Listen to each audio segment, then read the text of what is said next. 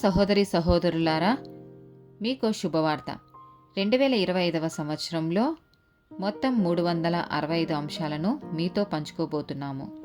జనవరి 1వ తేదీ నుండి ప్రతిరోజు ఒక అంశము మరియు దానికి సంబంధించిన వాక్యమును పంచుకుంటాము. దయచేసి ఆ వాక్యములను వినండి, ధ్యానించండి మరియు ఆశీర్వదించబడండి. దయచేసి సబ్స్క్రైబ్ చేయండి మరియు మీ స్నేహితులతో పంచుకోండి. ధన్యవాదాలు.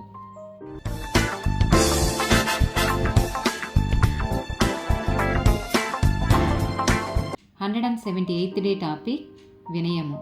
సామెతల గ్రంథము 11వ అధ్యాయము 2వ వచనము. అహంకారము వెంబడి అవమానము వచ్చును, వినయము గల వారి యొద్ద జ్ఞానమున్నది.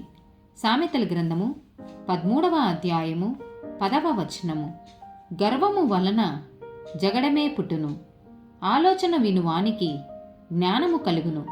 సామెతల గ్రంథము 15వ అధ్యాయము 33వ వచనము. యెహోవా యందు భయభక్తులు కలిగి ఉండుట జ్ఞానాభ్యాసనమునకు సాధనము, ఘనతకు ముందు వినయముండును. సామెతల గ్రంథము 16వ అధ్యాయము 5, 18 వచనాలు. గర్వహృదయులందరూ యెహోవాకు హేయులు, నిశ్చయముగా వారు శిక్ష నొందుదురు. నాశనమునకు ముందు గర్వము నడుచును, పడిపోవుటకు ముందు అహంకారమైన మనస్సు నడుచును. సామెతల గ్రంథము 18వ అధ్యాయము 12వ వచనము. ఆపత్తు రాకమునుపు నరుని హృదయము అతిశయపడును, ఘనతకు ముందు వినయముండును. సామెతల గ్రంథము 29వ అధ్యాయము 23వ వచనము. ఎవని గర్వము వానిని తగ్గించును, వినయ మనస్కుడు ఘనత నొందును. లూకాసు వార్త 18వ అధ్యాయము 9 నుండి 14 వచనాలు. తామే నీతిమంతులమని తమ్ము నమ్ముకొని ఇతరులను తునీకరించు కొందరితో ఆయన ఈ ఉపమానము చెప్పెను. ప్రార్థన చేయుటకై 2 మనుష్యులు దేవాలయములకు వెళ్ళిరి. వారిలో ఒకడు పరిసయుడు, ఒకడు సుంకరి.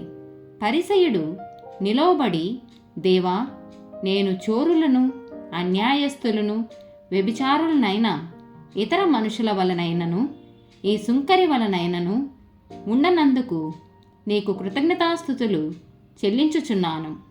వారమునకు 2 మారులు ఉపవాసము చేయుచు నా సంపాదన అంతటిలో 10వ వంతు చెల్లించుచున్నానని తనలో తాను ప్రార్థించుచుండెను. అయితే సుంకరి దూరముగా నిలుచుండి ఆకాశము వైపు కన్నులెత్తుటకైనను ధైర్యము చాలక రొమ్ము కొట్టుకొనుచు, దేవా, పాపినైనా నన్ను కరుణించుమని పలికెను. అతని కంటే ఇతడు నీతిమంతుడుగా తీర్చబడి తన ఇంటికి వెళ్ళెనని మీతో చెప్పుచున్నాను. తన్ను తాను హెచ్చించుకొనువాడు తగ్గింపబడుననియు, తన్ను తాను తగ్గించుకొనువాడు హెచ్చింపబడుననియు చెప్పెను. ఆమేన్.